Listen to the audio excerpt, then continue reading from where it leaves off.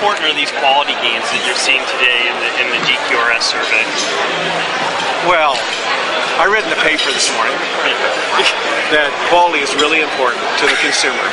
Matter of fact, Ford has said that if you look at the 4 pillars for a customer decision, it starts with quality, fuel efficiency, safety, and best value. And so it looks like that Ford has based their entire product development on delivering on those promises. So to see this validation by the third-party people that track not only the technical aspects of quality, like things gone wrong or things gone right, which we clearly are best in class in the world now, we've just overtaken Toyota, and look at the customer satisfaction, how people feel about their vehicles after they've had it for 6 months of the year. And Ford has moved up to being operating with the world-class now. So, you know, if that's what the customer wants, along with a full family of vehicles, it is just really exciting to see Ford there with great alternatives for the consumer. So really, really important. But all the governments want to help fund this continuous improvement in fuel efficiency and emissions. Right. And just like the United States, I mean, that is such a big development. I was surprised you guys didn't capture a little bit more, a partnership with the Department of Energy, because that meant that almost 80% of everything that Ford is developing qualified for the Department of Energy partnership to bring on these fuel-efficient vehicles. And all the governments around the world are in the same place. And so we're going to continue to work with all of them. On Meet the Press on Sunday. Did you ask your colleagues if you could have 2 questions? They can have a second.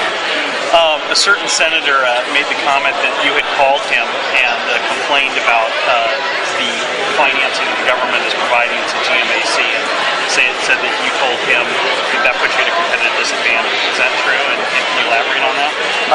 I would never call anybody to complain. And I continue to have very good conversations with members of the task force and the administration and Congress about all the issues associated with the transformation of the automobile industry in the United States. And I like to start by saying that I was one of the first ones to support the United States government helping GM and Chrysler temporarily for the good of the industry, but also for the good of the United States economy. And I'm glad they have completed it. I'm glad they did it in a decisive way. And the only thing that I continue to work on is the potential to be disadvantaged.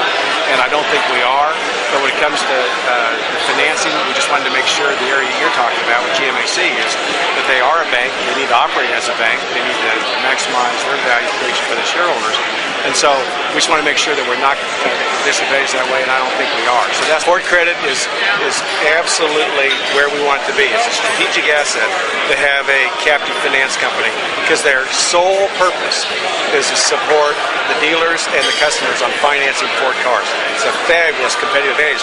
And I think the world-class companies going forward are going to really use their so what's the next week you announce management changes? Can you talk at all about how that aligns your structure better to go forward?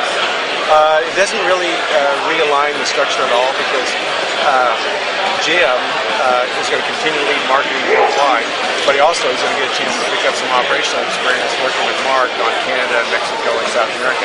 And the rest of the changes were facilitated because of the retirement of our senior guys, Peter, Daniel, and Daryl Hazel.